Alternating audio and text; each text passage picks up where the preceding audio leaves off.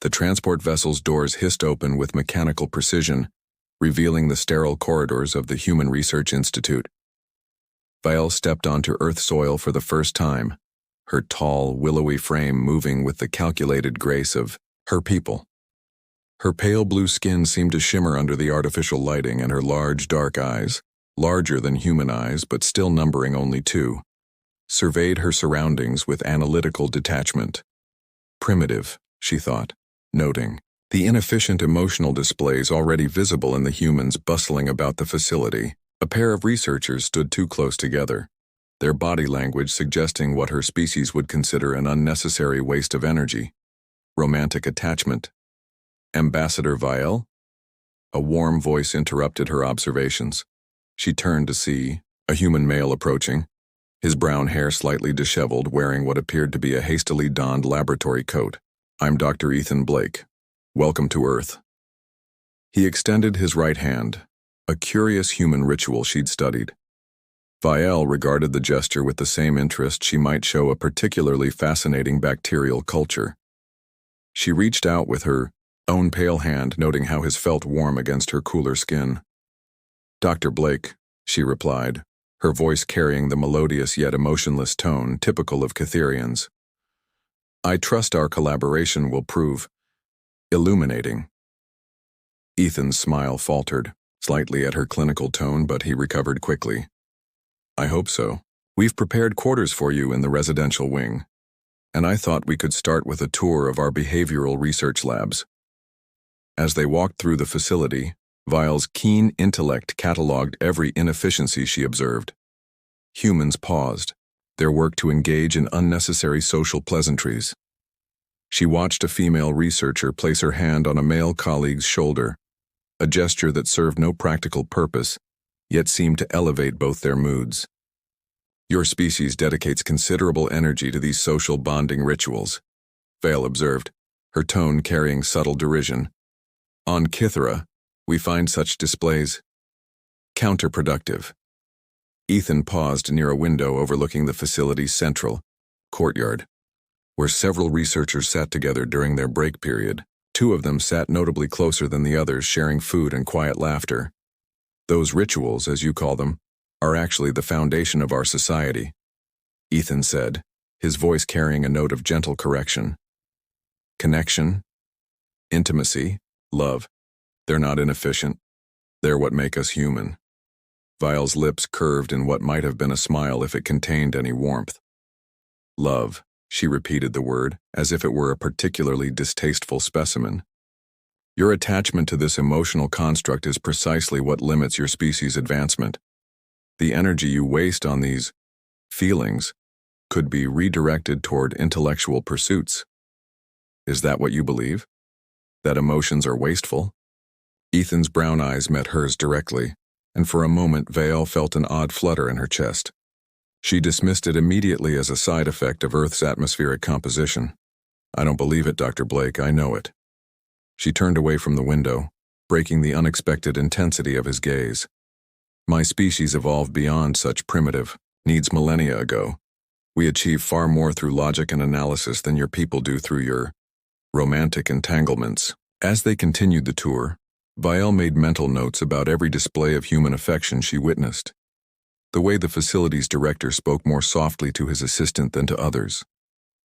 The subtle touches between colleagues that seemed to convey meaning beyond words. The couple she'd seen earlier now sitting even closer, the female's head resting against the male's shoulder. All of it struck her as profoundly inefficient. Yet something she couldn't quite categorize made her continue, studying these interactions with an intensity that surprised even her analytical mind. "Your research will focus on these bonding behaviors?" Ethan asked as they approached her assigned laboratory. "Indeed. I intend to document the various ways these emotional attachments impede human progress," Vial replied, her voice carrying absolute certainty. "Perhaps my findings will help your species evolve beyond such limitations." Ethan's expression grew thoughtful. "I look forward to seeing what you discover, Ambassador. Though I suspect your conclusions might surprise you." Vial's dark eyes narrowed slightly. "Dr. Blake, I am a senior scholar of the Catherian Academy. I am not easily surprised. As Ethan left her to settle into her new workspace, Vael began arranging her equipment with methodical precision. Through the laboratory's window, she could still see the courtyard where humans continued their inefficient social interactions. She would study them, document their weaknesses, and prove once and for all that her species' emotional evolution was superior. She had no idea that her own understanding of everything she held true was about to be turned completely upside down. 3 weeks into her residency, Vael had established a routine that satisfied her need for order and analysis. Each morning, she observed human interactions from her laboratory window while cataloging their inefficiencies. Each afternoon, she worked alongside Ethan, documenting what she considered the primitive emotional responses of their test subjects. Subject 847 shows elevated cortisol levels when separated from his mate, Vael noted into her recording device, watching through the observation window as a human male paced anxiously while his partner underwent routine medical screening. The stress response is entirely counterproductive to rational decision-making. Ethan, monitoring the same subject's vital signs, shook his head. His name is David, Vael, and he's worried because he loves his wife. Love, Vael repeated, her tone clinical. An irrational attachment that compromises cognitive function. Notice how his productivity has decreased by 37% since her medical screening began. And notice how he's volunteered for every study that might benefit her treatment, Ethan countered, pulling up additional data. His motivation levels are actually higher than baseline when the goal involves her well-being. Vael paused, stylus hovering over her datapad. The human, David, had indeed shown remarkable persistence in tasks related to his mate's welfare. She made a note to investigate this anomaly further.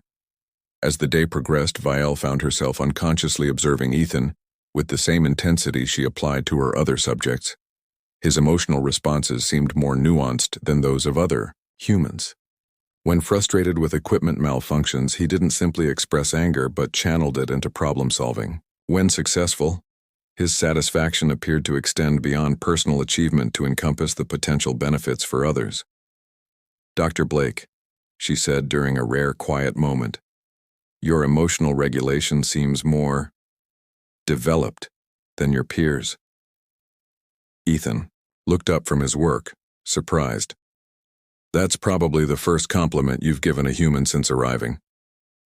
"It was an observation, not a compliment," Vael corrected, though something about his smile made her chest feel oddly warm. "I'm merely noting that your species shows more variation than I initially calculated. Maybe that's because we're not as primitive as you assumed." Before Vael could respond, an alarm chimed through the facility. Emergency lighting activated, bathing the laboratory in red hues. Through the intercom, the facility director's voice crackled. "All personnel, please remain calm. We're experiencing a minor power fluctuation in Sector 7. Maintenance crews are responding."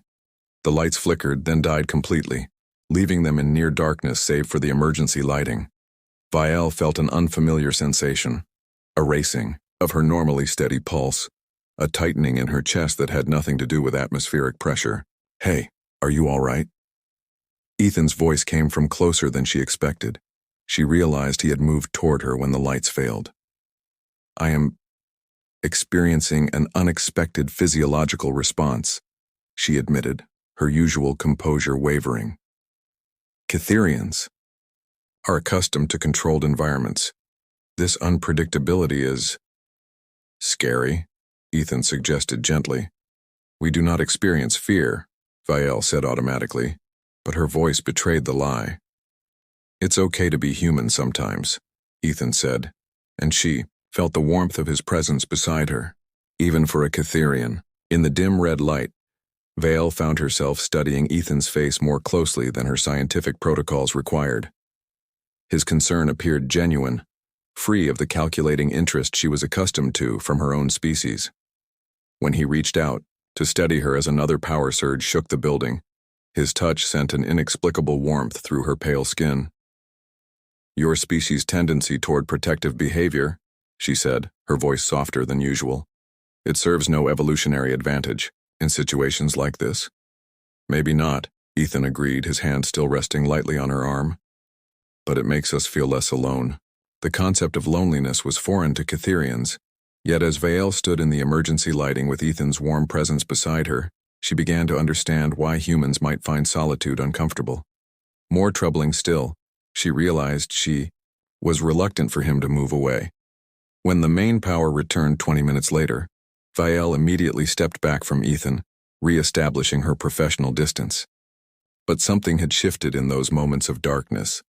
She found herself glancing at him more frequently throughout the remainder of the day, noting details that had nothing to do with her research, the way he concentrated when reading, the genuine warmth in his interactions with colleagues, the careful attention he paid to her theories even when he disagreed with them. That evening, alone in her quarters, Vael reviewed her daily observations. Her notes about human emotional inefficiencies seemed somehow less definitive than before. She found herself writing questions rather than conclusions. What evolutionary advantage might protective instincts serve? Could emotional bonds enhance rather than diminish performance in crisis situations? Most disturbing of all, she caught herself wondering what it might feel like to experience the kind of concern Ethan had shown her, not as a subject of study, but as a recipient of genuine care. She deleted the thought immediately, but the wondering remained, growing stronger despite her efforts to suppress it. For the first time since arriving on Earth, Vael's absolute certainty about human emotional primitiveness had developed what could only be described as cracks. And through those cracks, something entirely unexpected was beginning to seep in. The crisis alert came at 03:47 hours, jolting both Vael and Ethan from their respective quarters. The facility's communication array crackled with static before falling silent entirely, leaving an ominous void where contact with the outside world should have been. "All external communications are down," announced Director Harrison's voice through the internal speakers. "We've lost contact with both the orbital platforms and Earth Command. Until communications are restored, the facility is under emergency protocols. All personnel remain on site." Vael found Ethan in the main laboratory, his face illuminated by the glow of multiple monitors as he attempted to establish contact with anyone beyond their isolated compound. "Any success?" she asked, noting the tension in his shoulders. "Nothing," Ethan replied, his usual warmth replaced by concern. "It's like the entire communication network just vanished. I've never seen anything like it." For 3 days, they remained, cut off from the outside world. The facility's other personnel maintained emergency operations, but the research wings grew quiet as non-essential activities were suspended. Vael found herself spending more and more time with Ethan, ostensibly to continue their collaborative work, but increasingly because his presence had become comforting. On the second night, as they worked late trying to boost their communication equipment, Ethan made an observation that stopped her cold. "You know you've changed since you arrived," he said, not looking up from his circuit board modifications. "Elaborate," Vael replied, though she suspected she knew what he meant. "You're less clinical, more present." He glanced up at her, his brown eyes serious. "You actually seem to care about what happens to the people here." Vael wanted to deny it, but found she couldn't. Over the past weeks, she had begun thinking of the facility's personnel not as subjects but as individuals. David's wife had recovered from her medical screening, and Vael had felt an unexpected lightness when she observed their reunion.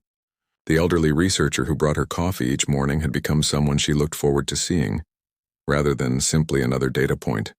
Perhaps prolonged exposure to human emotion is having a contaminating effect, she said, but her tone lacked conviction. "Is that what you call it? Contamination?" Ethan set down his tools and turned to face her fully. "What if it's not contamination, Vael? What if it's connection?" The word hung between them like a bridge she wasn't sure she dared cross. That night, unable to sleep in her quarters, Vael found herself walking the empty corridors. She discovered Ethan in the facility's small observation deck, staring out at the star-filled sky through the transparent dome. "Couldn't sleep either?" he asked as she approached. "Sleep patterns have been disrupted," she admitted, settling beside him on the curved bench. The gesture felt natural in a way that would have alarmed her weeks ago. "I keep thinking about everyone out there," Ethan said quietly. "My sister, my colleagues at other facilities, friends across the globe. Are they safe? Are they wondering about us the same way we're wondering about them?" Vial studied his profile in the starlight. "Your concern extends beyond your immediate environment. This troubles you." "Of course it does. They matter to me. But why?" The question escaped before she could stop it. From a survival standpoint, individuals beyond your immediate vicinity serve no practical purpose in your continued existence. Ethan turned to look at her, and she saw something in his expression she couldn't immediately categorize. "Because they're part of who I am. The people we love, the connections we make, they become part of us. When I think about my sister laughing at something ridiculous or remember my mentor encouraging me through graduate school, those memories don't just exist in the past. They're active parts of who I am right now." "That sounds inefficient," Vial said, but the word felt hollow. "Maybe. Or maybe it's the most efficient thing of all. Instead of being just one person stumbling through life alone, I get to carry the best parts of dozens of people with me everywhere I go." Vial felt something shift inside her chest, a warmth that had nothing to do with atmospheric conditions.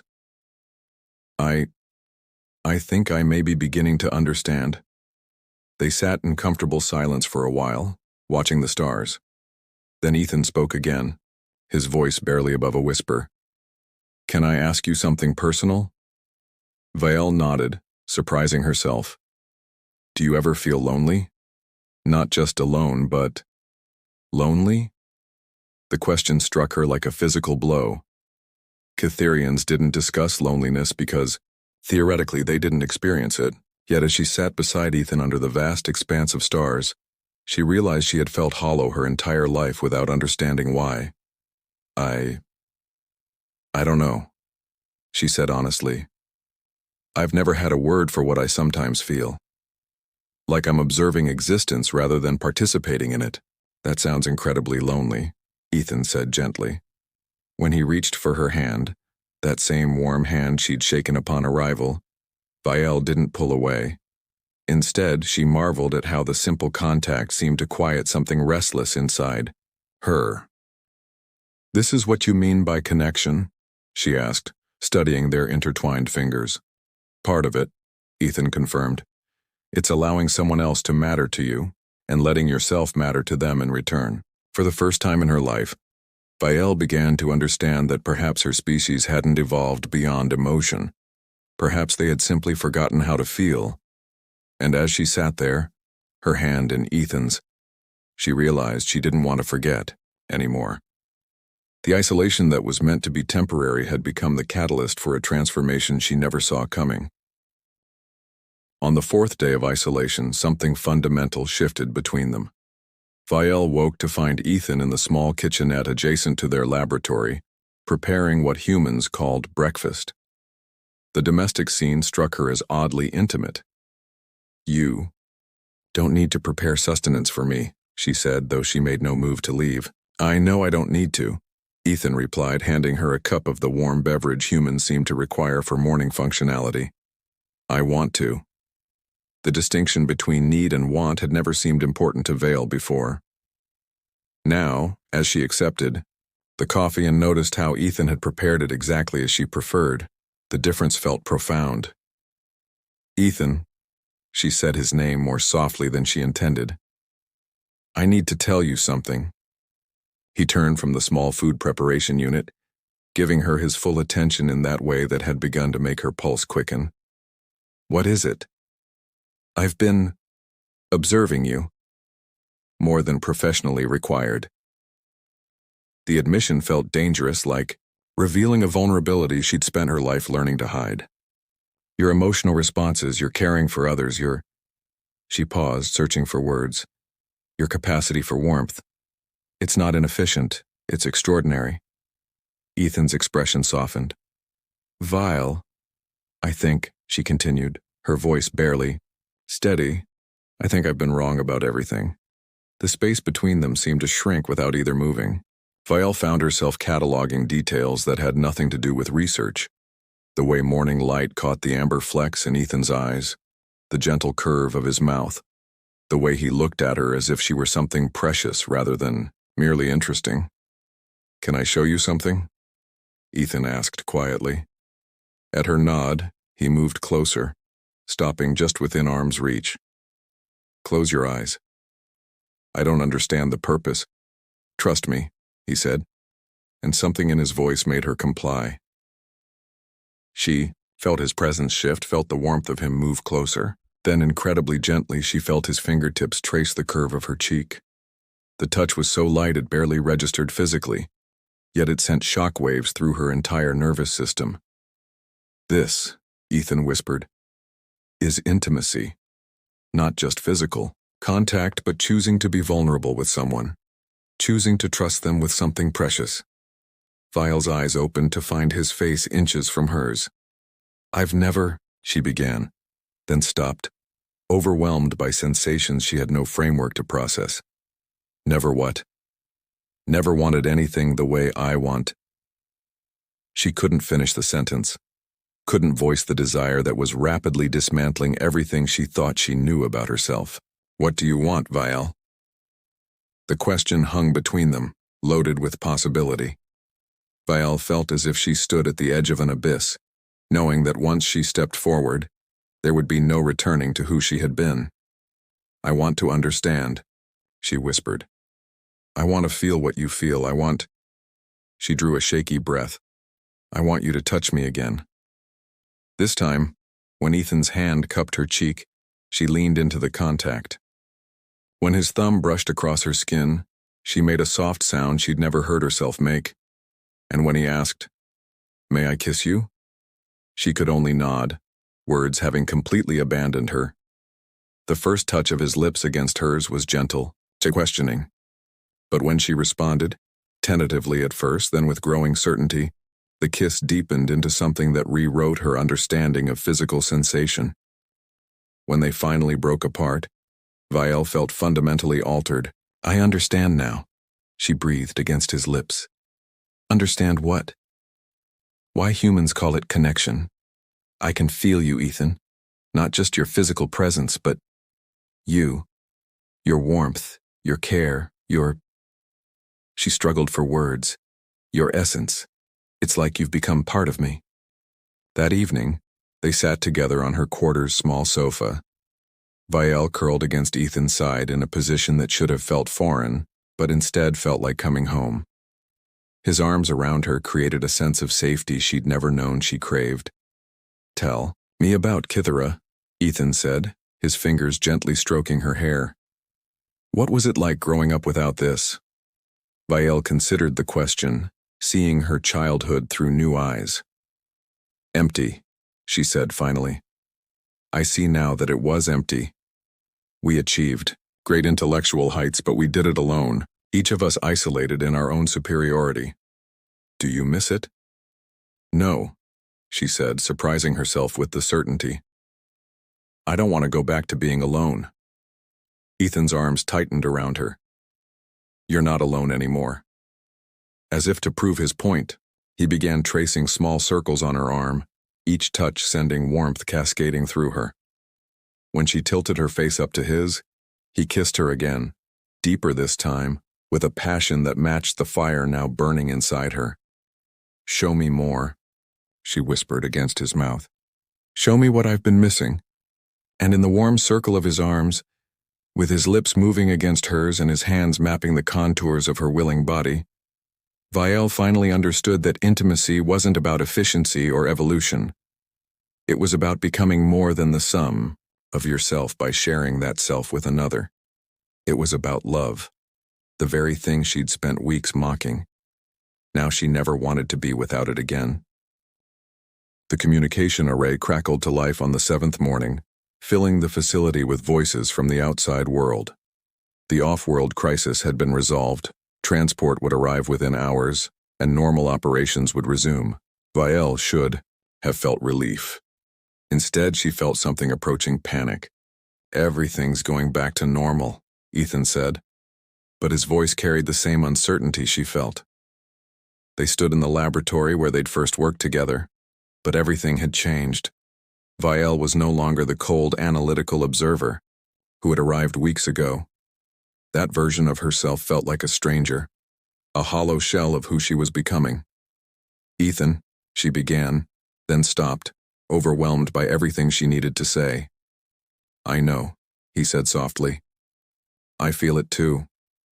"My transport back to Kythera is scheduled for tomorrow," she continued, each word feeling like physical pain.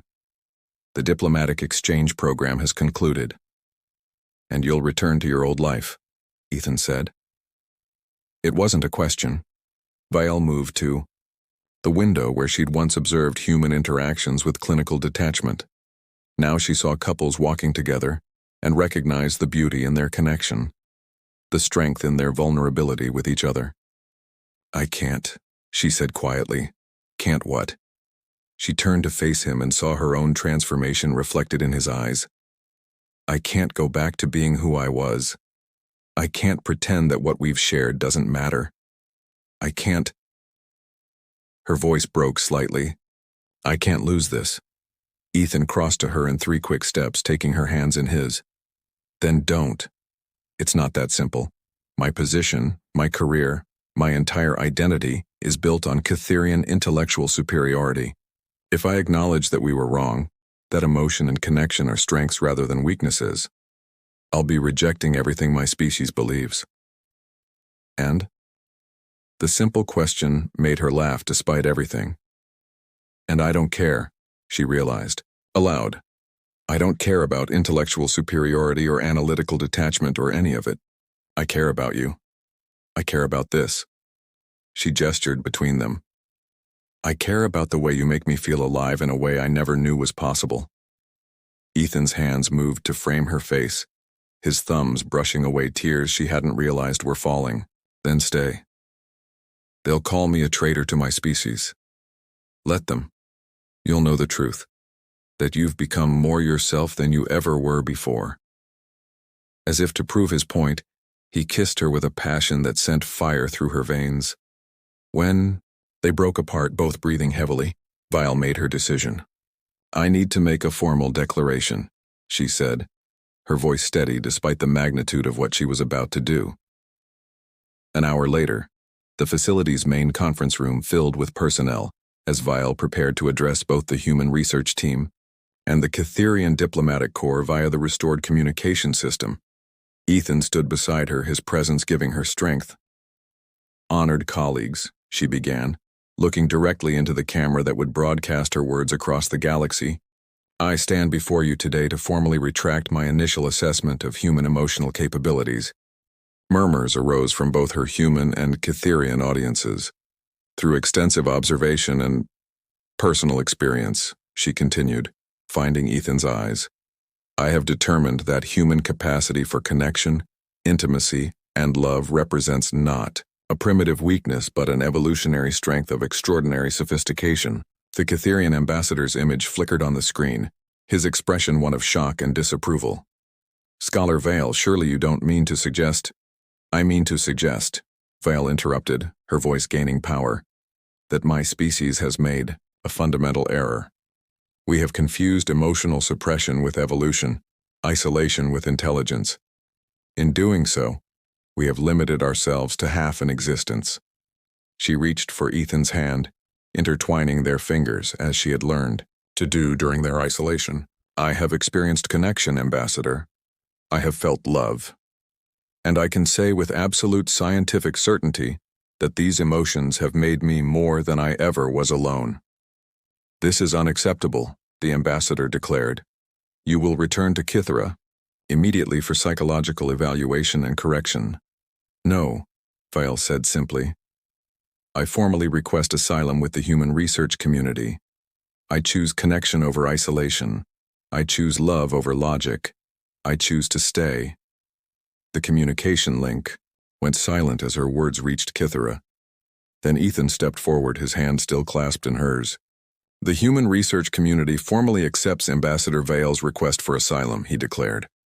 "And I formally request that she consider becoming not just our colleague, but my partner in all things." As he spoke, he dropped to one knee, producing a small ring that caught the light like captured starfire. Vile, will you marry me? The question sent shockwaves through both audiences. But Vale heard only the love in his voice, saw only the warmth in his eyes. Everything else faded to insignificance. Yes, she whispered. Then louder. Yes. As Ethan slipped the ring onto her finger and rose to kiss her, Vale realized she had found something more valuable than all the intellectual achievements of her species combined. She had found herself, reflected in the love of another. The communication with Kithara ended abruptly, but Vale felt no loss. Her real life was just beginning. Later that evening, as they walked hand in hand through the facility's garden under the same stars where she had first begun to understand connection, Ethan asked, "Any regrets?" Vile considered the question seriously, thinking of everything she was leaving behind, everything she was choosing instead. Then she smiled, a real smile, warm and unguarded. "Only one," she said. "What's that?" "That it took me so long to understand that the greatest discoveries aren't made in isolation, they're made in connection with others." She stopped walking and turned to face him fully. "Thank you for showing me what I was missing." "Thank you for letting me," Ethan replied, pulling her close. "I love you, Vile. All of you. The brilliant scientist and the woman who's learning to feel everything for the first time." "I love you too," she whispered, the words still new and precious on her tongue. "More than I ever thought possible." As they kissed under the starlit sky, Vile knew she had made the right choice. She had traded intellectual superiority for emotional authenticity, analytical detachment for passionate connection, and the approval of her species for the love of her life. It was the best exchange she had ever made. The end.